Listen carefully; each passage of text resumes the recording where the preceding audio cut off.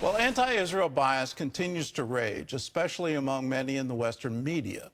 And that bias is giving Hamas an edge in the crucial war for public opinion. Dale Hurd reports. Israel's version of Saturday Night Live lampoons the BBC for what some say has been one-sided coverage of the war with Hamas. Israel has bombed a hospital, killing hundreds of innocent people. More. Much better. Good evening, Rachel, from the illegal colony of Tel Aviv. Funny, perhaps, and yet in the real world, widespread anti-Israel news coverage is shaping world opinion and government policies. The war between Israel and Hamas is raging not only within Gaza, but also in newsrooms.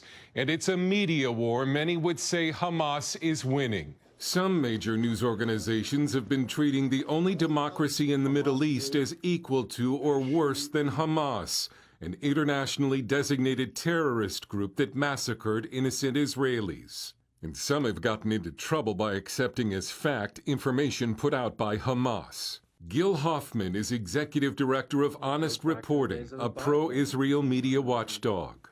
There's never been a war where the incorrect coverage has been so obvious, where the media has had to apologize over and over again, admit mistakes, and have lost their credibility so much. After the Hamas atrocities committed on October 7th, news stories repeatedly referred to the terrorist group as gunmen or militants rather than terrorists. Hamas is now saying on their official Telegram channel that major news organizations were quick to report claims made by Hamas that Israel had bombed the Al-Ali Baptist Hospital, allegedly causing 500 civilian casualties. It was later found the damage came from an Islamic Jihad rocket and the casualties numbered in the dozens. The BBC has been one of the main culprits. It had to apologize for this claim about Israeli forces inside Al-Shifa Hospital in Gaza. They are targeting people, including medical teams as well as Arab speakers.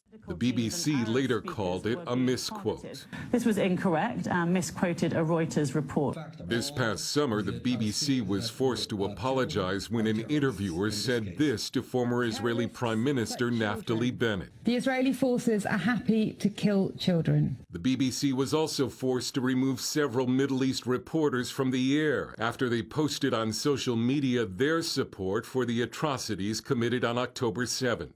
Dr. Tricia Miller with Camera, the Committee for Accuracy in Middle East Reporting, says the anti-Israel bias in some of the media coverage meets the definition of anti-Semitism. Israel is consistently held to a different standard, a double standard. And the only way you can explain that is anti-Semitism. In response to the criticism, BBC CEO Deborah Turness wrote, "We have faced criticism and complaints that we are biased both for and against Israel, and for and against the Palestinians. And while we strive to hold true to our 100-year commitment to impartiality, we of course sometimes get it wrong. We will continue to do what we have always done, to work without fear or favor and report what we see."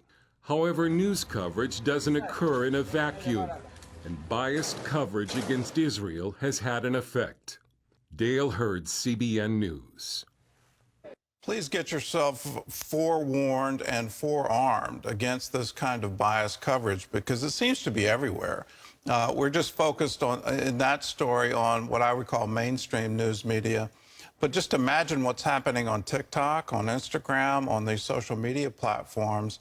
It's absolutely incredible how sophisticated the Palestinians, Hamas, Muslim Brotherhood have all been in trying to win the war of propaganda. And what they're putting out there is absolutely wrong. Here's just one example where, that rocket attack supposedly from Israel, it actually came from Hamas against that hospital, and 500 reported dead, and all of that was absolutely untrue. We're now seeing the reports, instead of saying, well, the Gaza Ministry of Health says it, they've now morphed into the Palestinian Ministry of Health as if somehow that's even more valid or it's a different organization. It's the exact same people doing the exact same thing. They just renamed it and they're morphed it. Here's another thing to watch out for. I'm seeing from the New York Times. This is supposedly the newspaper of record in the United States of America. They're coming out with survey data showing that somehow President Biden is going to be at risk in the upcoming election because of his support for Israel. It's absolutely incredible that they would use that in order to drive our foreign policy and our stand for Israel. I think the surveys are quite clear. The U.S. public supports Israel. The U.S. public recognizes Israel as the only democracy in the Middle East, as our staunch ally for over 70 years. And why would you ever say the American public supports a terror group? It's absolutely incredible that you would do this, but that's the bias that they have. We have to call it for what it is. It is anti-Semitism. It is anti-Israel propaganda. What's behind it is a mystery to me because it seems to be pervasive these days. Let us stand up to it, call it for what it is, and it is a lie.